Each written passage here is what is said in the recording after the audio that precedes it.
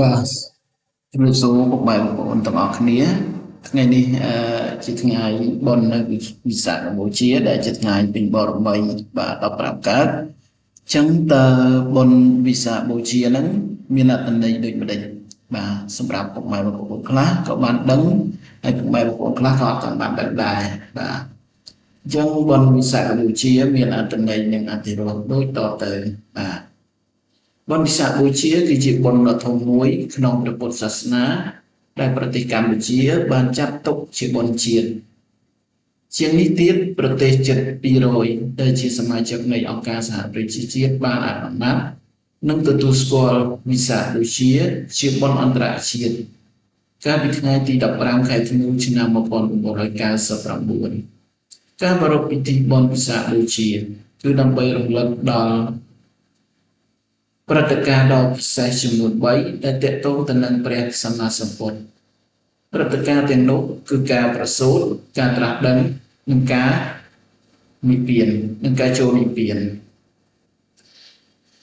ព្រះពុទ្ធមានព្រះនាមដើមថាសិទ្ធត្ថដែលជាបរិយាបុត្រត្រារបស់ព្រះនាងសិរីមហាមាយា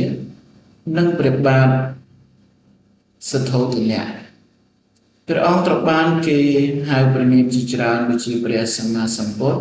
ព្រះសមណគោតមព្រះចិនស្រីព្រះបរមគ្រូនិងព្រះសាស្តាជាដើមព្រះអង្គទ្រង់ប្រសូតនៅថ្ងៃសុក្រពេញបរមីខែវិសាខឆ្នាំចមុនគ្រិស្តសករាជចំនួន623ឆ្នាំនៅពេលមានព្រះជន្ម29ព្រះវស្សាព្រះសិទ្ធត្ថបានយាងទៅសង្ឃភ្នំព្រះអង្គទ្រង់ត្រាស់ដឹងក្រោយពីខ្លាយខ្លួនជាអ្នកបួសរយៈពេល6ឆ្នាំព្រះអង្គក៏បានត្រាស់ដឹងខ្លាយជាព្រះពុទ្ធនៅថ្ងៃពុទ្ធពេញបរមីខែវិសាខឆ្នាំរកានាវេលាទៀបភ្លឺព្រះបរមគ្រូនៃយើងទ្រង់ចូលព្រះនិព្វាននៅថ្ងៃអង្គារពេញបរមីខែវិសាខឆ្នាំម្សាញ់នៅពេលដែលព្រះអង្គមានព្រះជន្ម80ព្រះវស្សារហូតមកដល់ពេលនេះព្រះអង្គបានរលត់សង្ខារអស់រយៈពេល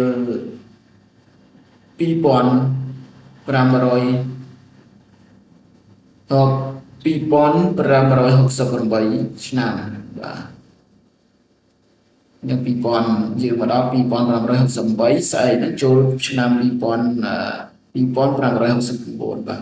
កន្លែងនេះគេខ្ញុំសរសេរខបន្តិចបាទមកហើយយើងសង្កេតឃើញថាព្រះសាស្តាទ្រង់ប្រសូតត្រាស់ដឹងនឹងបរិនិព្វានក្នុងថ្ងៃ15កើតពេញបរមីខែវិសាខដូចគ្នាគឺខុសតែឆ្នាំប៉ុណ្ណោះដូច្នេះបុណ្យវិសាខបូជាគឺតំណាងឲ្យថ្ងៃទាំង3នេះឯប្រភេទនៃពិធីបុណ្យកម្មក្នុងពុទ្ធសាសនាមានជាបុណ្យវិសាខបូជាបុណ្យមាឃបូជាបុណ្យកឋិនទាននិងចូលវស្សាពុទ្ធសាសនាជាសាសនារបស់រដ្ឋបាទពុកបែបបងប្អូនដឹងថាប្រទេសកម្ពុជាយើងសាសនារដ្ឋប្រចាំជាងគេគឺសាសនាព្រះពុទ្ធបាទសម្រាប់សំណួរចម្លើយនិងអត្ថន័យខុសណានោះបាទក្រសួងខណ្ឌតីអបិទោពីពុកបែបបងប្អូនដល់កំហុសឆ្គងអក្សរវិរុទ្ធអីនេះបាទចឹងសូមអរគុណសូមជម្រាបលាជួបគ្នានៅវីដេអូក្រោយទៀតបាទ